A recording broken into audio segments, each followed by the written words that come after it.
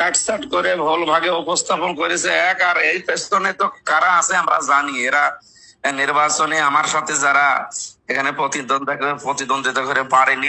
আমি তো আর মেয়েদেরকে খারাপ উদ্দেশ্য বা তাদের অসম্মান করার জন্য তাদের পেট নিয়ে তাদের ভড়ি নিয়ে কিছু বলিনি, বলি যে দুর্নীতিবাজ নেতাদেরকে নিয়ে, যে সেই শব্দটা কাটিয়ে দিয়ে ওইটা মেয়েদের নামে চালিয়ে কত মহিলারা এখন এই যে খারাপ ধারণা করে। আমি মেয়েদের বিরুদ্ধে বা কটুক্তিমূলক কথা মেয়েদের সম্পর্কে বলবো কোন কারণে? আমার মা আছে না, আমার বোন আছে না, আমার নিজের স্ত্রী আছে না, আমার মেয়ে আছে 3টা।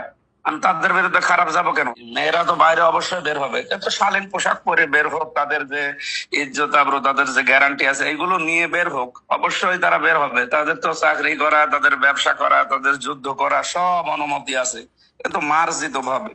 আপনি একেবারে মানে সেই অশ্লীল ভাবে খোলামেলা ভাবে চলবেন, নিজেরও ক্ষতি সমাজেরও ক্ষতি। এ কারণে আমরা সব জায়গায় যাওয়ার অনুমতি দিচ্ছি। তো আপনি মার্জিত পোশাক পরে যাবেন এবং নিজের সেফটি সিকিউরিটি নিয়ে যান। তো আমি দুর্নীতিবাজদের ভড়ি নিয়ে কথা বলতে গিয়েছি, আমি কোনো মেয়েকে কোনো মহিলাকে উদ্দেশ্য করে বলেওনি। ওদের সম্মান আরো বাড়াই, যে সমস্ত আপারা ওদেরকে দেখলে ওদের আরো লজ্জা লাগবে যে একই অবস্থা এদের ভড়ির। দুর্নীতি না করলে তো এত ভড়ি হওয়া সম্ভব না। এত মানুষের টাকা মারিং কাটিং করা, কয় টাকা লাগে মানুষের দুনিয়ায় চলতে?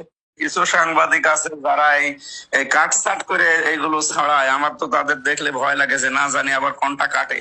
এই জন্য আমি আরো মিডিয়ার সামনে কথা পারতপক্ষে বলতে চাই না। আর মাহফিলও এখন আমি কমিয়ে দিয়েছি, আমি ওই সপ্তাহে 1-2টা যাই। এরপরও আমি নিরে এটা এখন তাফসির করব মনে করছি, শুধু যে কোনো আয়াত থেকে কোনো রুকু থেকে যে কোনো কথা বলবো, এই কোরআন হাদিসে যা আছে এর বাইরে কোনো উদাহরণও আর যাব না।